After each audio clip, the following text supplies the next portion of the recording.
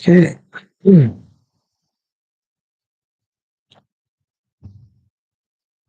What's up, everyone? So, the initial plan for tonight's live stream was to do a watch along of the Serie A game or the Bundesliga game. The Serie A game being Juventus versus AS Roma, and the Bundesliga game being Bayern Munich versus Borussia Mönchengladbach. And as I'm speaking, I'm in fact watching the Bundesliga game right over there on this on the screen. But instead, I decided to why not just do a UFC live discussion today because we haven't really done any sort of UFC live discussions. It's been 2 days since I started live streaming with these sort of discussions. And yeah, so today is going to be a live stream dedicated completely to UFC. So, as you guys can probably see, the title of this video, of this stream rather, says that we're going to be talking about the UFC 279 card, and of course the main event is what we're going to discuss. I'm pretty sure uh, you guys have probably come across videos and journalists and other YouTube channels, talking about UFC 279 and why the main event isn't exactly what everyone was hoping for, because Nate Diaz will be fighting his final fight, and he is going to be facing the unbeaten Khamzat Chimaev in the main event of UFC 279. Also, we'll be discussing UFC Paris, which takes place next weekend. We do not have a UFC fight night or a pay per view um, today. Today being a Sunday here, so obviously we do not have any UFC cards. We'll have to wait one more week for Cyril Khan making his return against Tai Tuivasa. Personally, I'm not a fan of this matchmaking because I think Tuivasa should have fought someone else, someone who, I usually prefer seeing, fighters like Tai Tuivasa, getting matched up against strikers, because he's a pure striker, let's be honest. And on the other hand, I would have rather preferred seeing someone like Cyril Gane face Tom Aspinall. So yeah, that was the fight that I really hoped they would have booked Cyril Gane and Tom Aspinall, that is. But yeah, UFC 279 on September the 11th, the full fight card so far. It's looking pretty. It has shaped up pretty good in the last couple of days, rather. We have obviously had Khamzat Chimaev and Nate Diaz announced a long time ago. But when this fight was initially announced, this fight card or this pay per view was looking very weak. But now we have Li Jingliang fighting Tony Ferguson in the co-main event in another welterweight fight. The main event is also going to be a welterweight fight, but the co-main event going to be a welterweight fight. I have no idea why Kevin Holland versus Daniel Rodriguez. It says it's a catchweight bout, but I have no idea why it says it's a catchweight bout, because it's supposed to be a welterweight fight as well. I mean three. I mean three welterweight fights on the same card, almost like a mini welterweight Grand Prix. Even though Holland and Rodriguez, I believe, are not ranked at the moment, Li Jingliang is ranked at number 14. Tony Ferguson could find himself break into the rankings, into the welterweight rankings, that is, with a potential victory over Li Jingliang. Unfortunately, though, for Ferguson, this once again isn't the type of fight that I really wanted to see him in, because Li Jingliang is an absolute killer.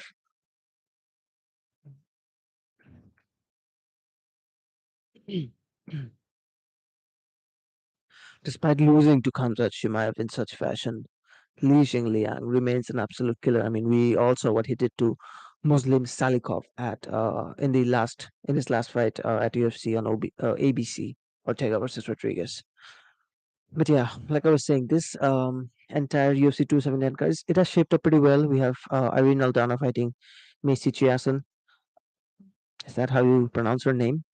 I hope I got it right. But yeah, we also have Johnny Walker fighting Bald Hion Kutalaba.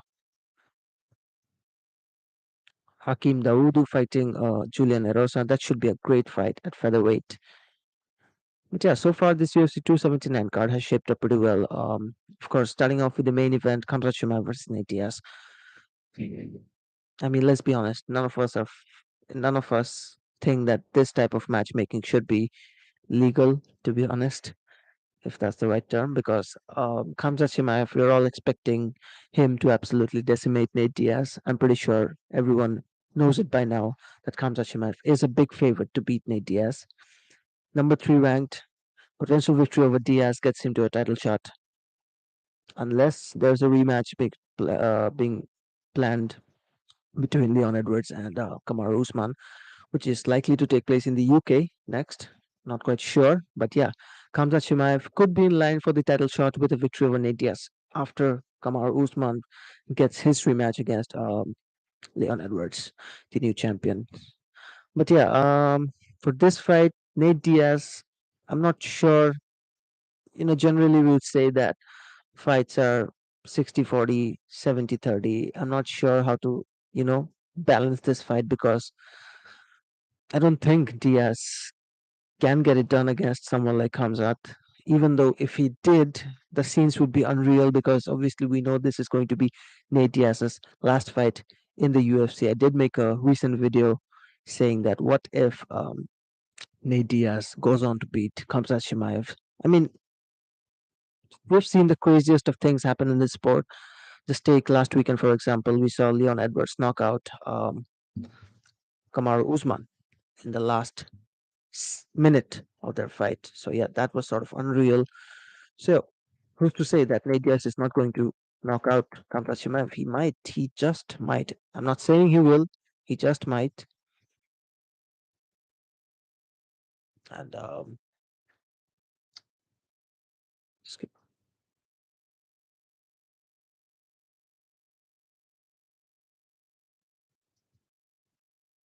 Yeah. So as I was saying, like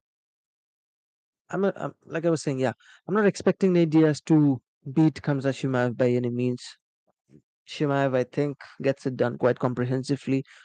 And it will be sort of sad to see Nate Diaz potentially get knocked out because honestly, we haven't exactly seen Nate get knocked out or like TKO'd by anyone in the UFC other than Josh Thompson, which was a few years ago. I mean, the last time Nate got finished was obviously a few years ago to Josh Thompson.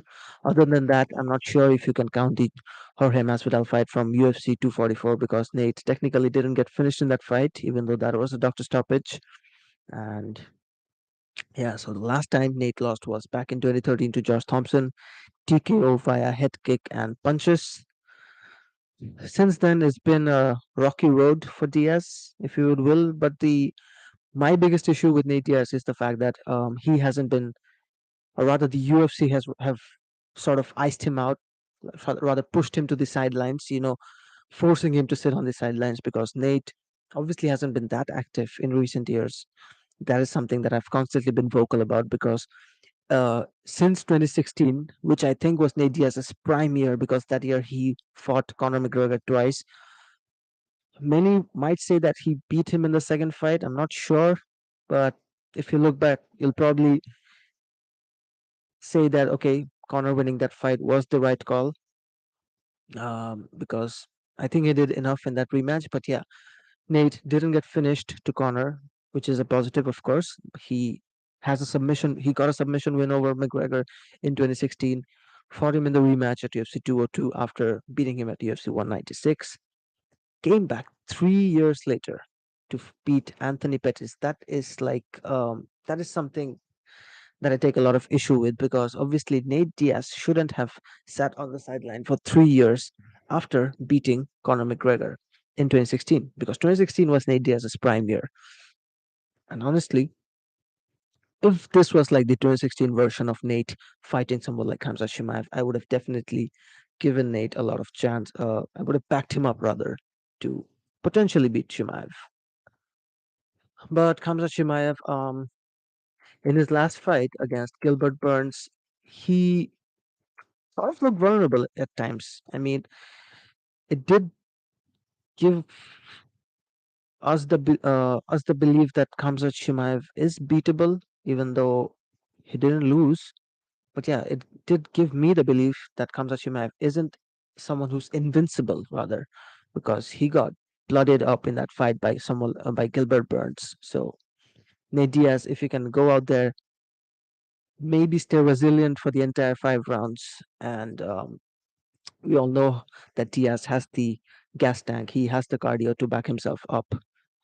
Meanwhile, Shimaev hasn't exactly fought in a 5 round fight yet in the UFC, and I think if that sort of comes into play an issue, that cardio issue, if that might, you know, play a vital role in this fight against Nate Diaz, because maybe after the third round, or maybe heading into the third round, or maybe midway through the third round, Khamzat Shimaev might start to face some cardio issues. He might start to gas out. Who knows?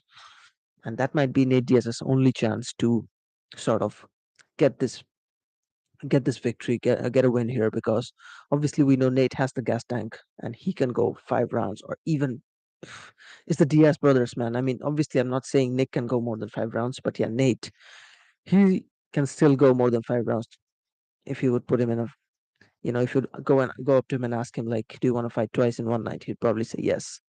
So yeah, that's the only thing that I think Nate Diaz has a potential advantage over Khamzat Chimaev in terms of cardio. But other than that, I'm not sure if Diaz can get it done by any means, because obviously Khamzat Chimaev is the massive favorite to win here.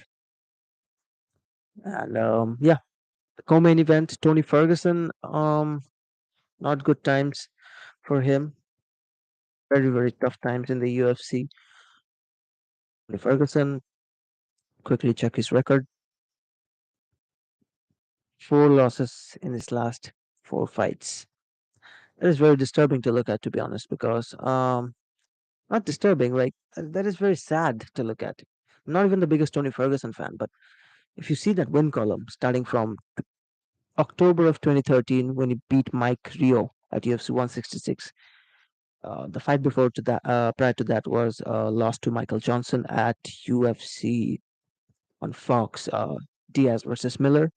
That is Nate Diaz who fought Jim Miller in that card in 2012, and followed by that fight. Of course, we all know about that incredible win streak that Tony Ferguson went on, beating Mike Rio in that first fight, and just to begin that win streak. And then, of course, he went on to beat the likes of Edson Barbosa, Josh Thompson, Rafael Dos Anjos, Kevin Lee, which I think arguably was the most impressive performance I've seen from Tony Ferguson in the UFC so far. I mean, that version of Tony Ferguson probably could have challenged Khabib Nurmagomedov.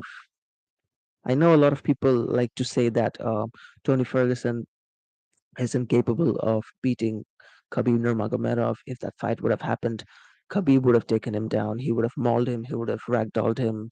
Blah blah blah blah blah. But if you go back and watch that Kevin Lee fight from 2017 for the interim UFC lightweight championship, Tony Ferguson was taken down in that fight quite a few times. He was getting dominated on the mat by Kevin Lee, but credits to Ferguson, came back strong, got the victory in that third round via a submission triangle choke. Beautiful performance overall.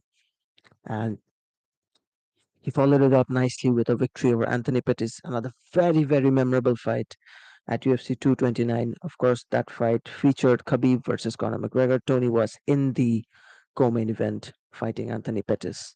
And at UFC 238, we got Tony versus Donald Cerrone, another very memorable fight, because these type of Tony Ferguson fights is the fights that we loved to see back in the day, because Tony Ferguson made sure that each fight that he competed in was a war.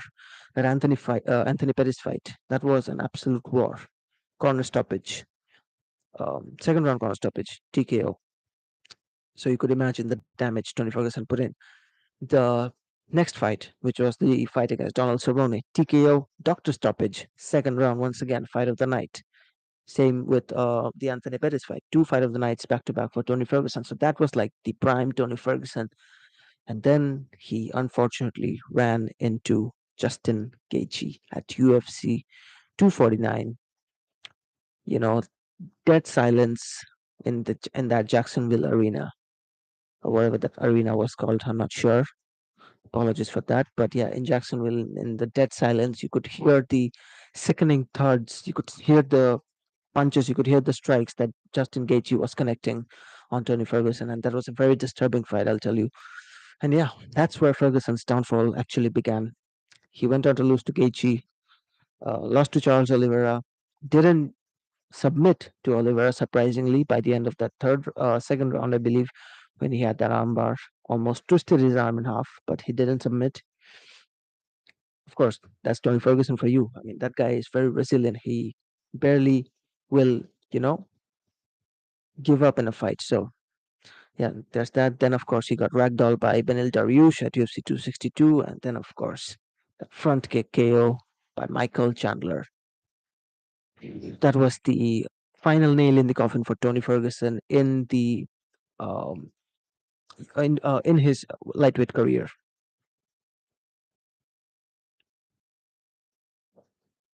But yeah, like I was saying, Tony Ferguson versus Li Jingliang. I don't have a good feeling honestly. I mean, come on, man, come on. It's likely that Li Jingliang is going to probably going to ragdoll with Tony as well. I'm not sure, man, because Li Jingliang is quite good on the ground. He has good striking as well, but yeah, I think he's quite good on the ground. But yeah, I mean, if the UFC really wanted Ferguson to get off to a good start in the welterweight division, then I think they should have booked him against someone like Daniel Rodriguez, even because D Rod. I mean, I'm not saying he's an easy fight, but I think stylistically it would have been a good fight. It would have been a better fight for Ferguson compared to his fight against Li Liang. So I think Ferguson versus Daniel Rodriguez would have made a lot of sense stylistically, and I'm not sure, man, how Li Liang versus Tony Ferguson is going to turn out because at the moment I can only see a victory for Li Liang and a fifth loss in a row for Tony Ferguson, which will be very, very disheartening to see, honestly, because I don't want to see Tony Ferguson lose 5 fights in a row after winning 12 fights in a row. But yeah, overall, UFC 279 is looking quite good so far.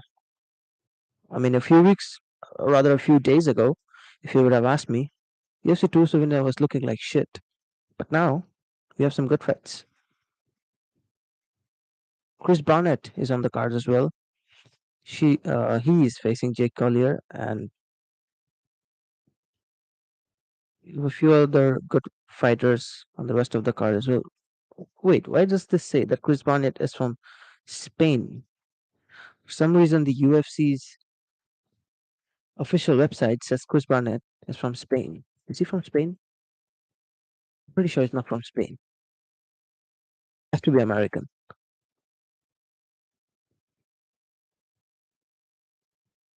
Oh, whoa, hold up. He was born in Spain. I had no idea about this. Chris Barnett was born in Zaragoza, Spain. That's insane.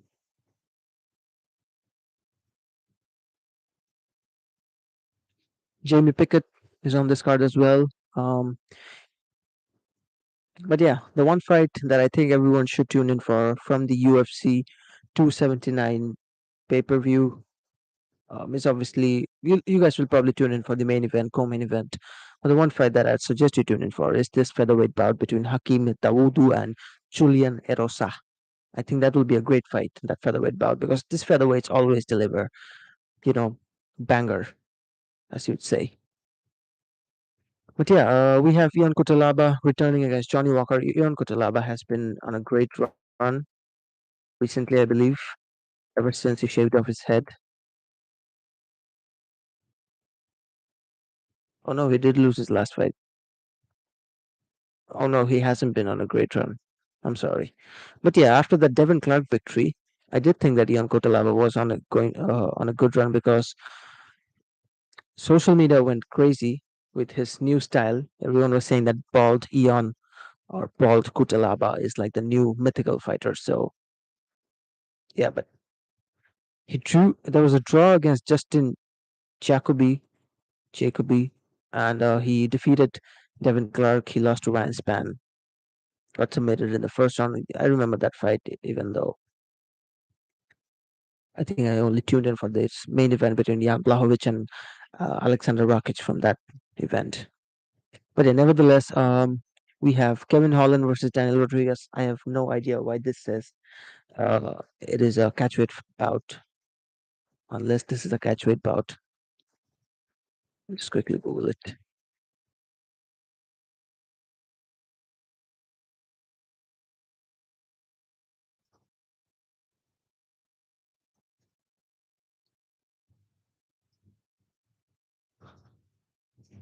No. So MMA Fighting suggests, or rather reports, that the Kevin Holland versus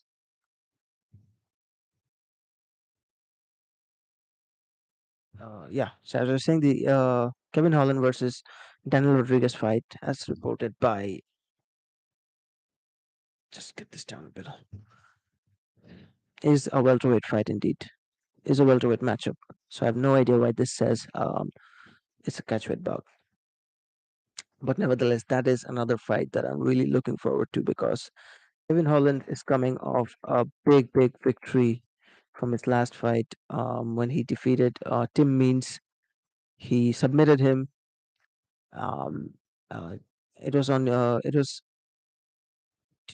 back in June of this year when he submitted him, and of course he had that big win in his welterweight return over Alex Oliveira. He defeated him via TKO second round at UFC 272. Great win that one. So yeah, so far welterweight Kevin Holland has been pretty good to watch, and Daniel Rodriguez.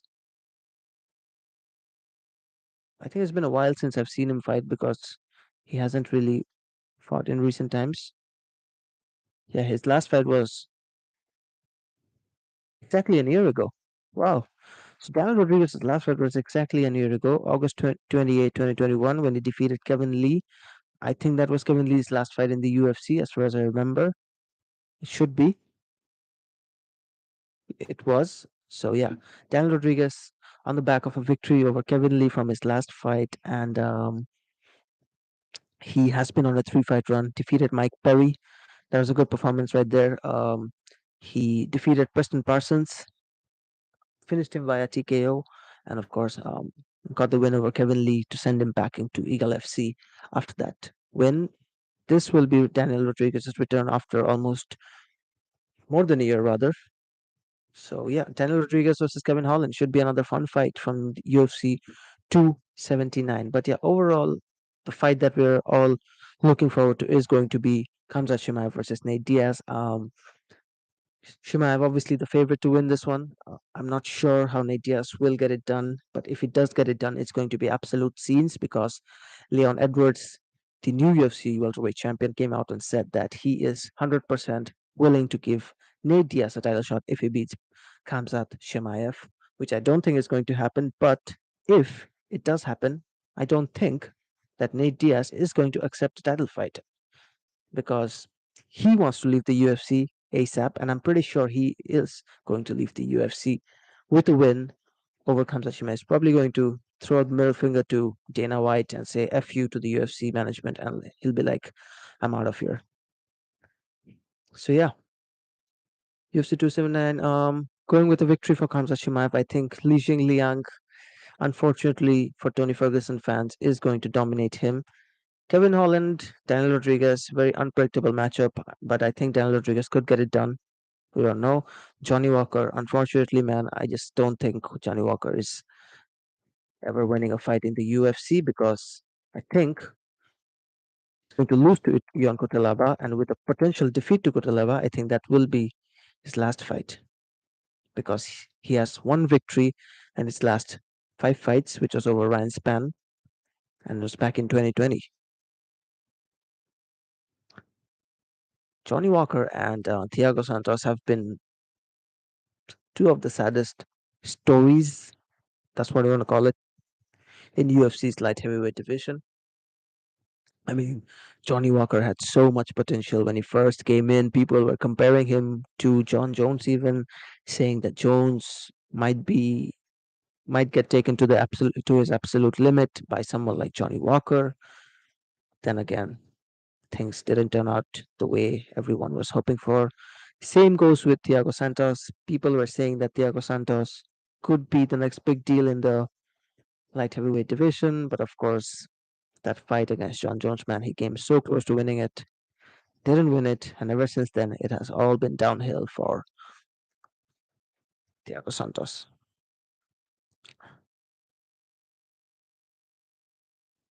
Let's quickly jump onto the Twitter machine and see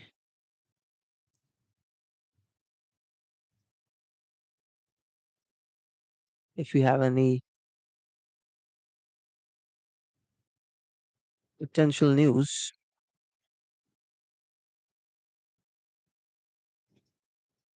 potential MMA news.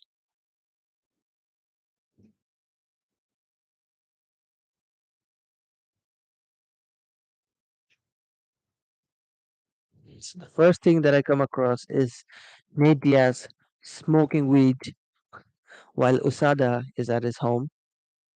I did see the clip of Diaz complaining that Usada showed up to his place for his piss, and he wasn't quite too happy about it. So yeah, first thing that I see is Nate Diaz smoking weed with one of the USADA agents. He's not smoking weed with the agent, rather the USADA agent sitting next to him.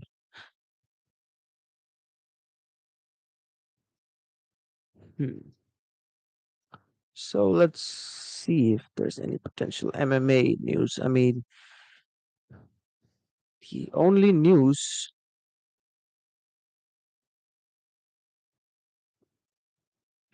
So we have KSI fighting right now.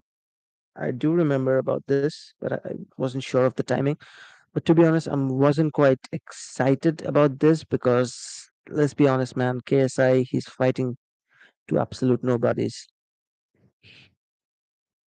Um, he's fighting two guys on the same night. He just beat Swarms 28 seconds into the second round, and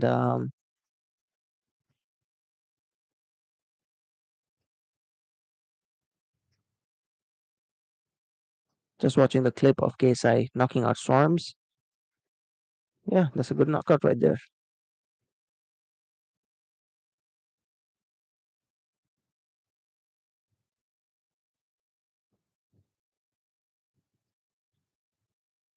I have no idea who the other guy KSI is fighting, but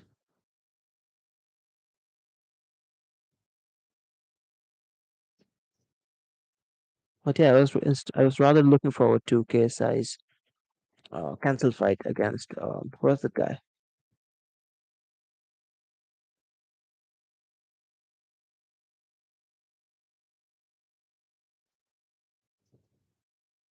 Alex Wasabi. Yeah, KSI was supposed to fight Alex Wasabi, so that has been called off. But never mind.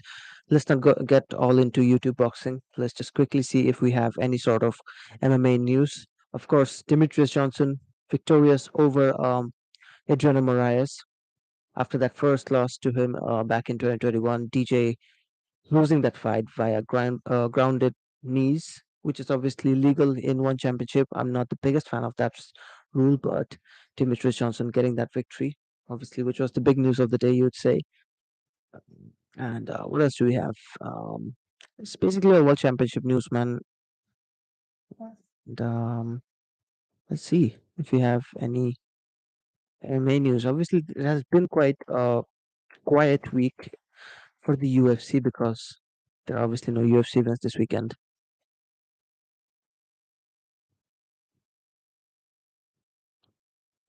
Clay Guida booked for his 60th pro fight as he's set to face Scott Holtzman at UFC Orlando in December. That's the only news that I've come across. Stephen Thompson versus Shavkat Rakhmonov is another fight that was reportedly in the works, didn't take place, didn't get booked, wasn't made official because Apparently, I think it was Thompson or someone from his team who came out and said that Rachmanov not interested in the fight. Not sure it's true.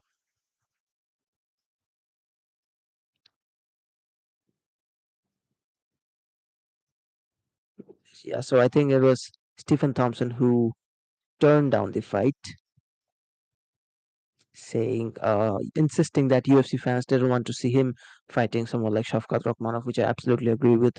Because let's be honest, Shavkat Rakhmonov would have destroyed Stephen freaking Thompson. Stephen freaking Thompson is, rather, Stephen Wonderboy Thompson is 39 years old, and Shavkat Rakhmonov would have absolutely destroyed him. And there's no way I'm going to let the UFC ruin another one of our favorites because Wonderboy Thompson is a very nice guy, man. He doesn't deserve this. Come on.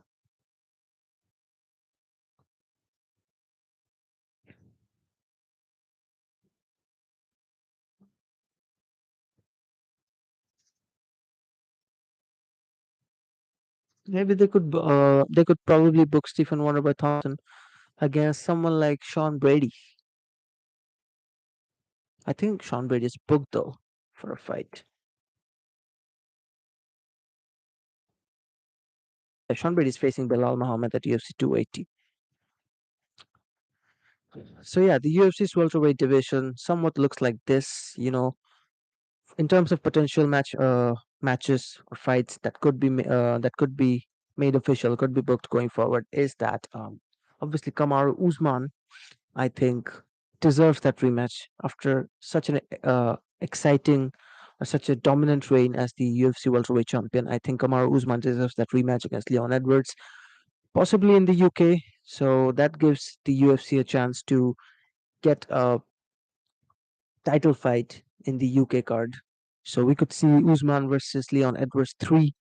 Colby Covington versus Gilbert Burns is the fight that needs to happen, man. It has been years since we've been hoping for this fight, and Colby Covington needs to fight Gilbert Burns. He needs to come back, he needs to be active, and Colby Covington needs to fight someone that is not the number one or number two ranked fighter in the division, and that is not the champion because the tendency with Colby Covington is that he usually sort of takes some time off from action and he comes back, gets a victory over a big name, fights for the title, loses the title fight. That has been his entire, that has been like a repeated cycle for Colby Covington in these past few years. I mean,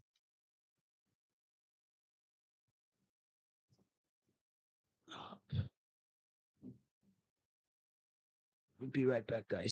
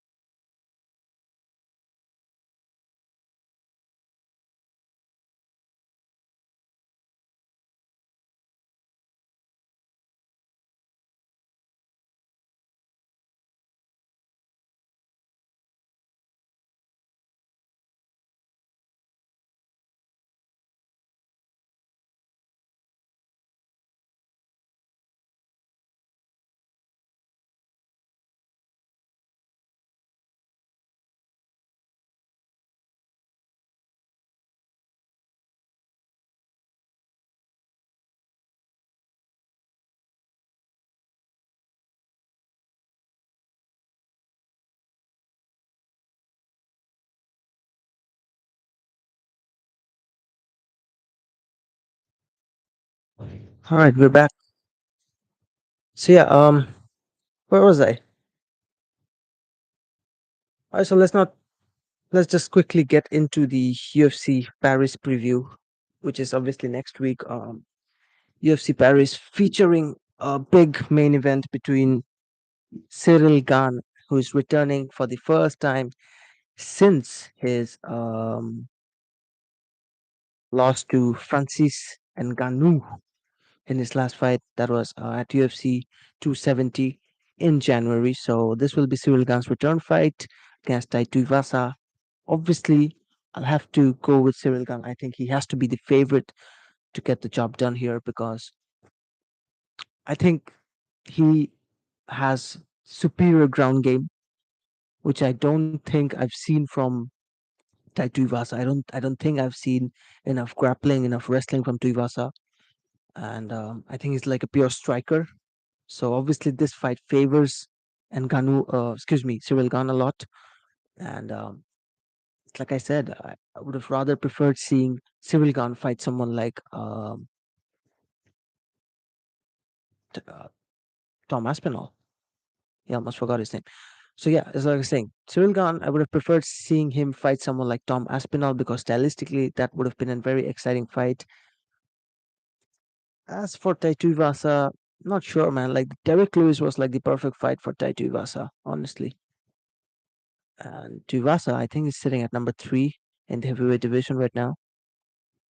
It is. So Taito Ivasa was Stipe Miocic would have been a good fight, I think, even though Stipe is like very good on the ground as well.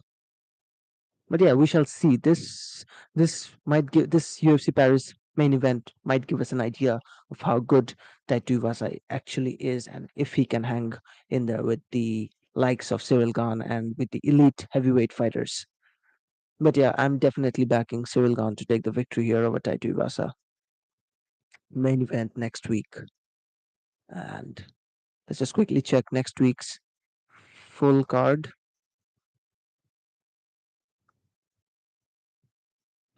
We obviously have Robert Whitaker fighting Marvin Vittori in the co-main event. Another good middleweight fight. That one, that we could get a victory. I'm hoping that Robert Whitaker will be getting a victory here because I think in situations like this, when back is against the wall, he usually gets it done. Let's quickly check Robert Whitaker's recent record because obviously Whitaker is on the back of a loss to Israel Adesanya from his last in his last fight, unable to win back the UFC middleweight championship from Adesanya at UFC 271. So Whitaker will be hoping for a victory next week over Marvin Vittori and hoping that he can get himself back into the title picture, possibly after Adesanya versus Alex Pereira, whoever wins that fight. And yeah, but yeah, next week's UFC Paris card is looking good so far. Charles Jordan fighting Nathaniel Wood in the featherweight division. That is a very exciting fight, if you ask me, because Charles Jordan looked very good in his last fight,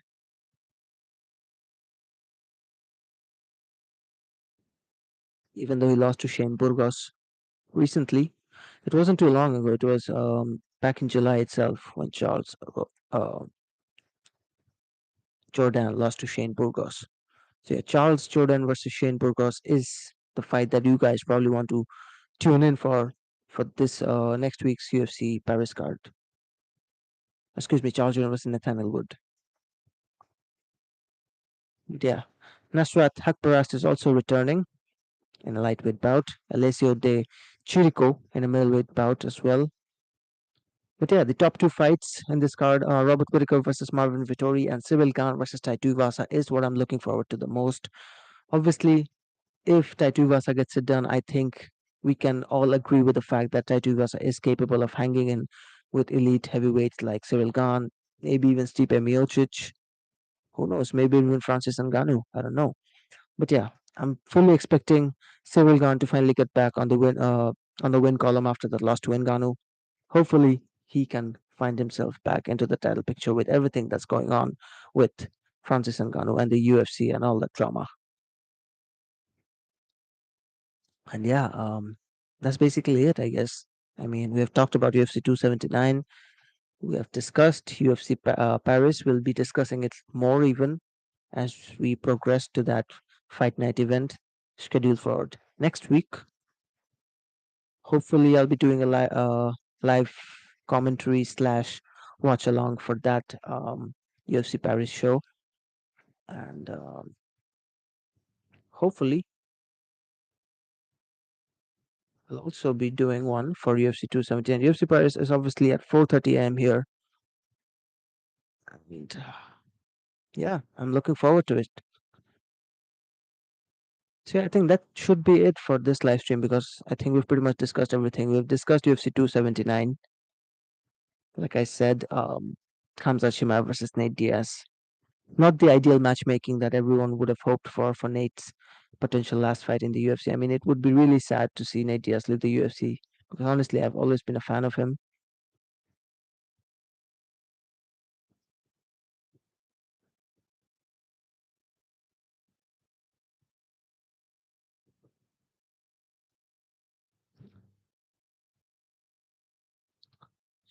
And yeah, there's also Tony Ferguson, man. I mean, who knows? Maybe UFC. Right, we have a comment here from Ricksum saying, "Who do you want to win, Nate or Khamzat?" Honestly, man, just for the surprise factor of it, I do want Nate Diaz to win because even though I know Khamzat Chimaev is going to win, but could you imagine Nate Diaz winning? Dana White would be fuming if Nate Diaz gets that victory and leaves the UFC, goes to fight someone like Jake Paul, makes a ton of money, probably makes the biggest payday of his life. Dana White would be fuming. But yeah, I'm hoping for a victory for Nate, like I said, but I don't think it's going to happen. The only chance that I give Nate Diaz is if he can if his resiliency somehow, outlasts Khamzat Chimaev. Maybe his cardio gets the better of Chimaev because we haven't exactly seen Chimaev in a 5 round fight yet. So who knows?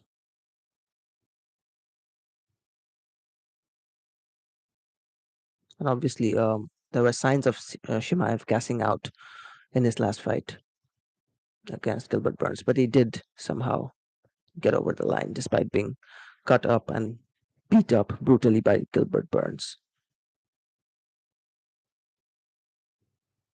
But yeah, as I was saying, man, UFC 279 with Leon's shocking victory over Usman, do you think Nate's cardio will prevail in fourth or fifth round over Shimaev?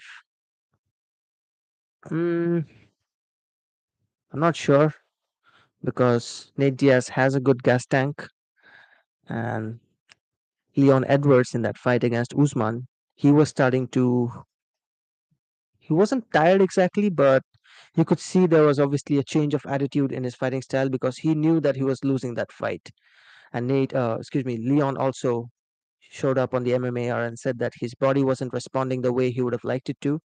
So obviously that played a big factor. But with Nate, man, we all know what he can do. Maybe he will just connect with a good left hook, and that might rattle Khamzat Chimaev. But yeah, Nate's cardio might prevail Khamzat Chimaev in the fourth and fifth round. That's exactly what I'm saying. Because Chimaev, I'm not sure how his gas tank is going to hold up once those championship rounds begin.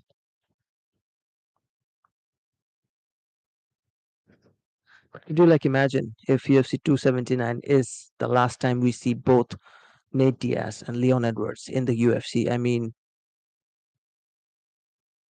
the attitude was definitely affecting some fighters last card. Yeah, it has to be the altitude. Sorry, yeah, yeah. It did affect Luke Rockhold massively, I think, because he was struggling in there with Paulo Costa, even though he did connect with some big shots. And Costa was looking rattled at some point, man. Could you imagine if Costa got tagged by someone like, let's say, Israel Adesanya in a fight like that? Or maybe let's just say if he was fighting Robert Whitaker and he was keeping his chin open. He was keeping his hands down like that. If Robert Whittaker connected, that would have been it for Costa. But just because it's Luke Rockhold, I mean, he was definitely struggling with the cardio. But yeah, could you like imagine if UFC 279 is the last time we see Tony Ferguson and Nate Diaz in the UFC, because Nate is definitely leaving, I think, after this fight. There's no way he's going to stay around. I don't think he will re-sign a new contract, even if he beats Khamzat Chimaev. I don't think he'll stick around for a potential title shot. And I think that's the best move because he's 37 and he needs to move on with his career. And obviously, he wants to move on with his career, make a big payday in boxing. So kudos to him for that. And Tony Ferguson, I think, could be on the verge of leaving the UFC if he loses to Li Jingliang in his next fight, because I don't think Dana White would prefer keeping Tony Ferguson, who is on a five-fight losing streak. I don't think, man, that's going to happen.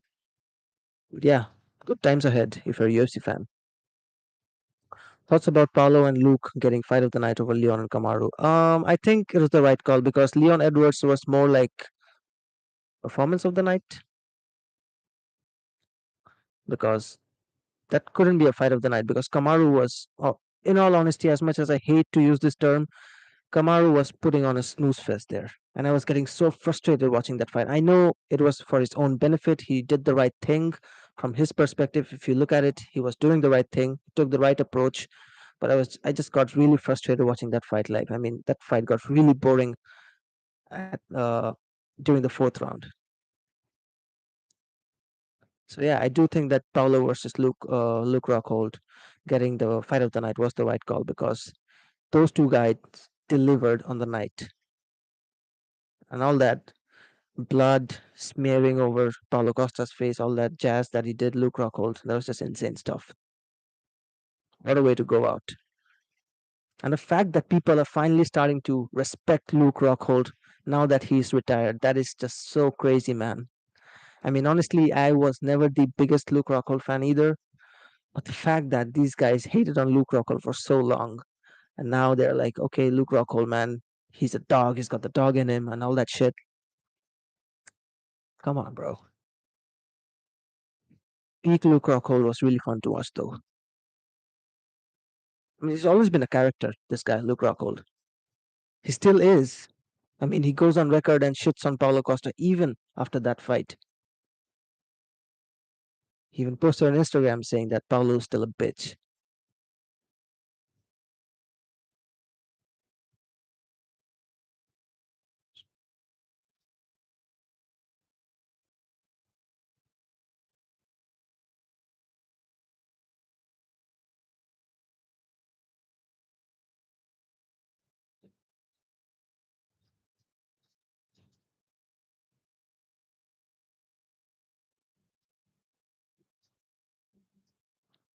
So yeah, UFC 279. I think the fight that I'm most looking forward to is, realistically speaking, Daniel Rodriguez versus Kevin Lee from the main card. That is. I think that fight is really unpredictable. Kevin Lee has been on a good run so far. Um, since returning to welterweight, two victories in his last two fights. He beat Tim Means in his last fight, and he finished Alex Oliveira via TKO. Was it? Or was it a KO? I'm not quite sure. But yeah, Kevin Holland has been looking really good ever since returning to welterweight. Daniel Rodriguez obviously has been on a three-fight win streak. Sent Kevin Lee packing to Eagle FC after his last fight. So realistically speaking, UFC 279 is looking really good now.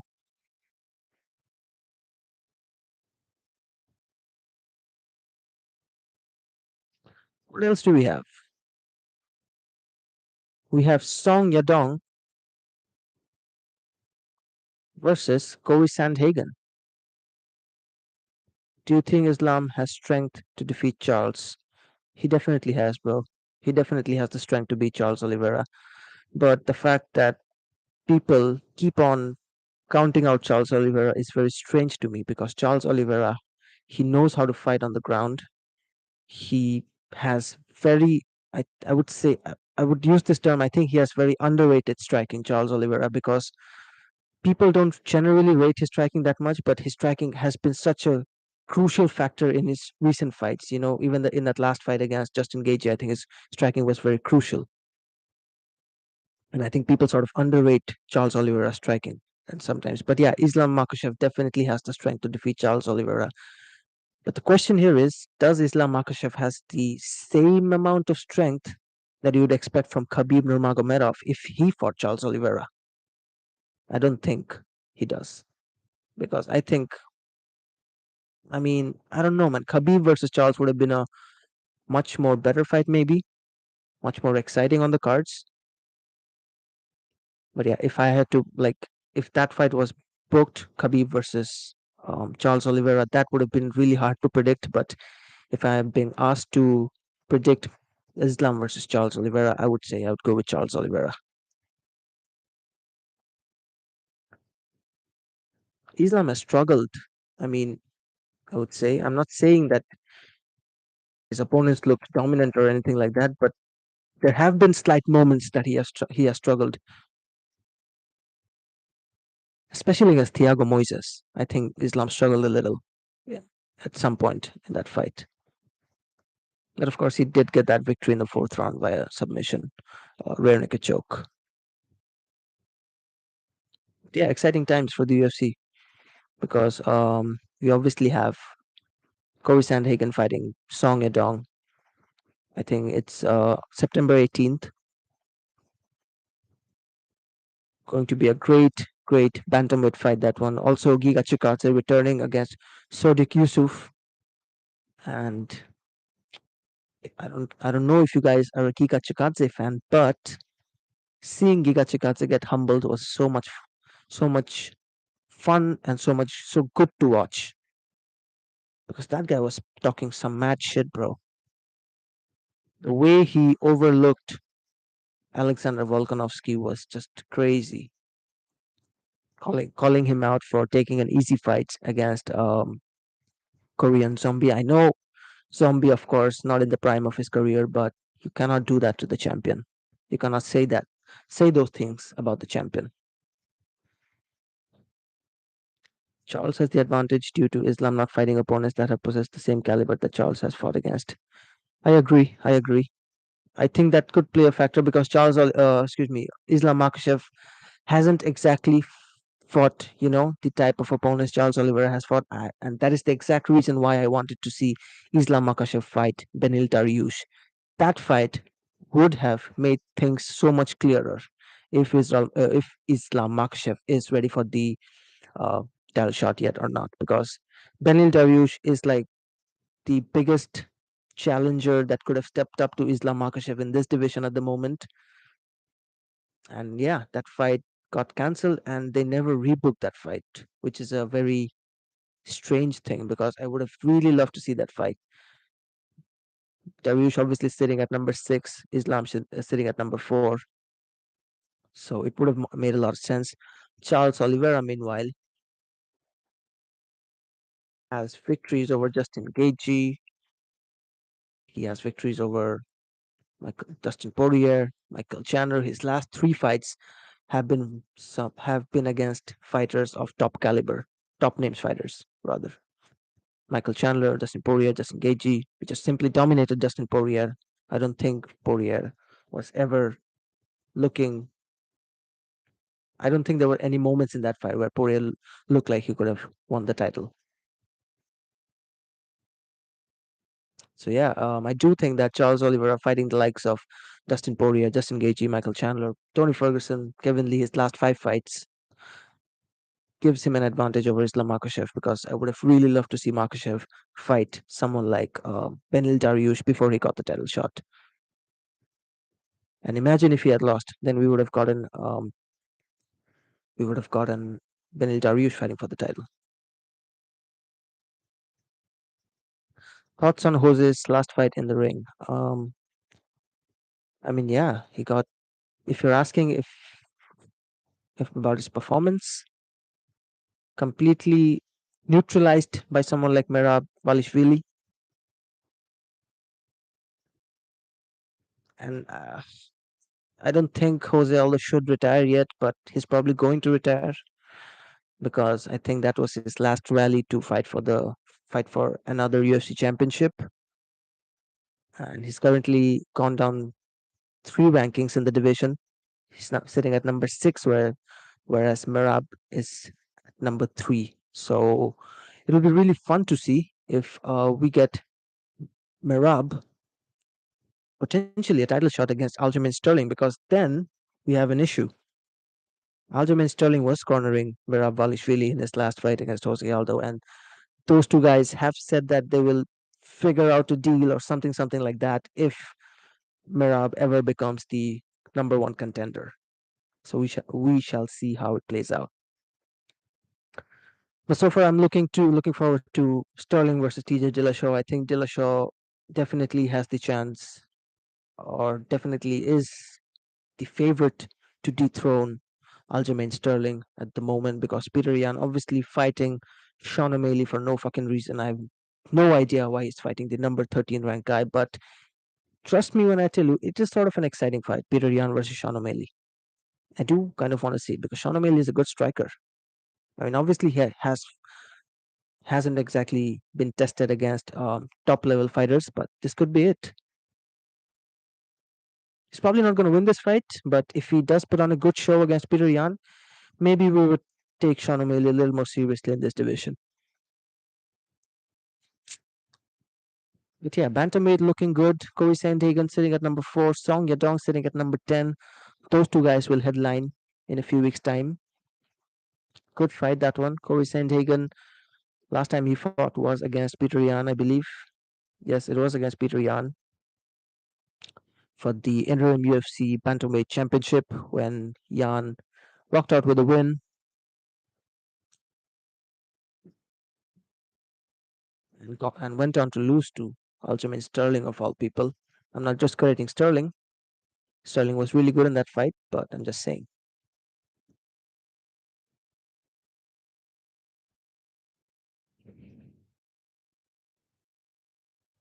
What else do we have on the UFC events list? So we have three big events coming up: UFC Fight Night in Paris, UFC 279, Chimaev Diaz, Fight Night, Sandhagen versus Song Yadong, and of course, after that, we have Mackenzie Dern headlining against Jan Jonan.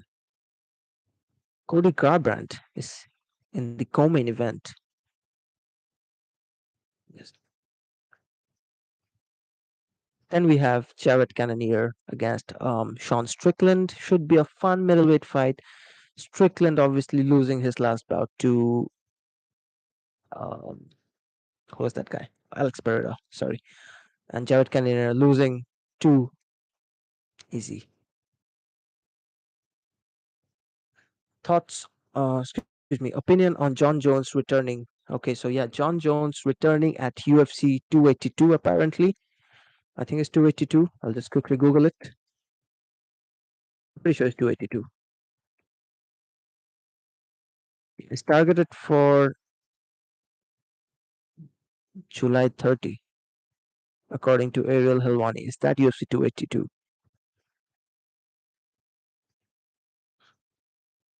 But yeah, nevertheless, Jon Jones versus Stipe Miocic. I mean, tough fight for Jon Jones, especially given the fact that he hasn't fought in 3 years, and the fact that he's fighting a former champion who's hoping to get back into the title picture makes it even tougher for Jon Jones.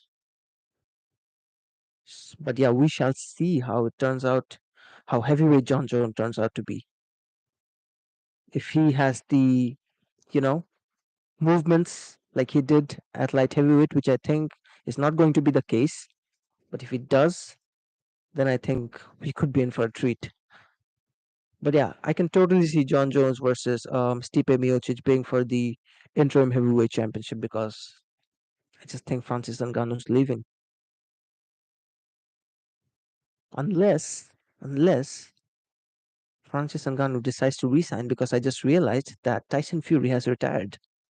Tyson Fury has called it a day and he's not coming back. So I don't think Ngannou versus Fury is happening unless it's an exhibition bout, which could very well happen because boxing retirements, they tend to last only a day. So who knows? Yeah, I do think that Jon Jones versus Stipe Miocic could be for the interim heavyweight championship, UFC 282 main event, maybe. But I'm definitely looking forward to Jon Jones returning. Um, if I had to make an early prediction right now, I would say Stipe Miocic. Can Stipe's steroids compete with John's steroids? Stipe Miocic, juiced up? Cannot be.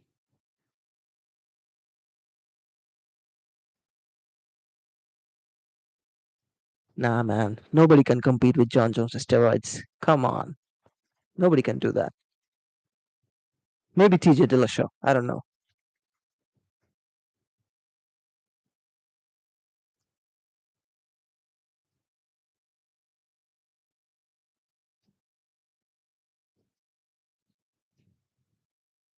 What else do we have? We have KSI fighting. Let's just quickly check on KSI versus Pineda. KSI won his first fight, even his second fight. Let's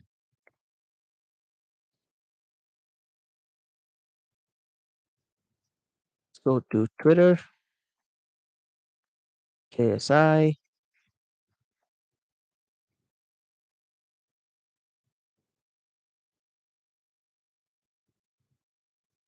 I mean, I don't really care about YouTube boxing that much unless it's like a fight between a former UFC fighter fighting someone like Jake Paul, only in hope of seeing Jake Paul get knocked out, or unless it's someone like, believe it or not, Logan Paul fighting Floyd Mayweather.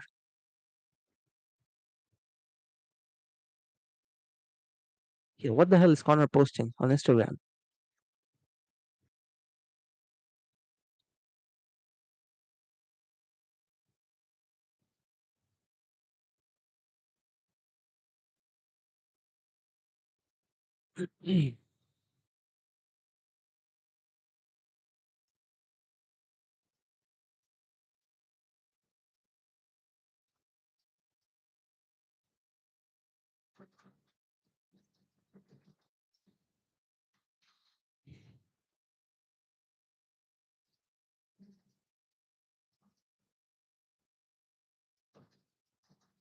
What's a Dagestan heroin camp? I had no idea, man. What the hell is that?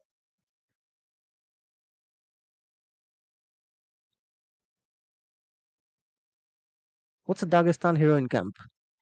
Do you believe that's why so many dominant fighters are coming over from that area? I mean, first of all, I have no idea what the Dagestan heroin camp is. But if you ask me, I think Russians in general, Dagestanis in general from that area are quite strong. And they go on to become elite wrestlers. And then they dominate the UFC.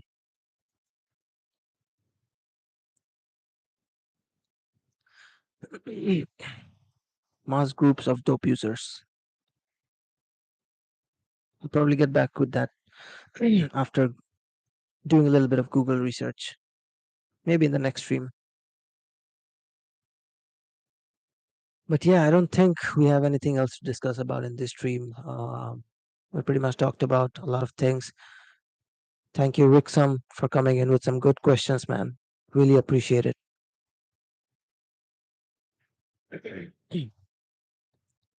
And yeah, no UFC events unfortunately tonight, so that's a bummer. But we do have UFC Paris next week, so hopefully we get some good fights there. Obviously, Cyril Gane, I'm looking forward to his return. Taito Iwasa, I enjoyed the stream, brother. Thank you so much, man. And obviously, Taito Iwasa, we'll see if he can hang in with the likes of Cyril Gane. And yeah, if he does go on to beat Cyril Gane, I would say that Taito Iwasa belongs in the top of the division.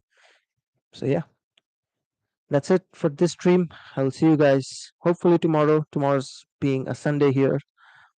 And thank you everyone who tuned in. See you guys the next time. Good night.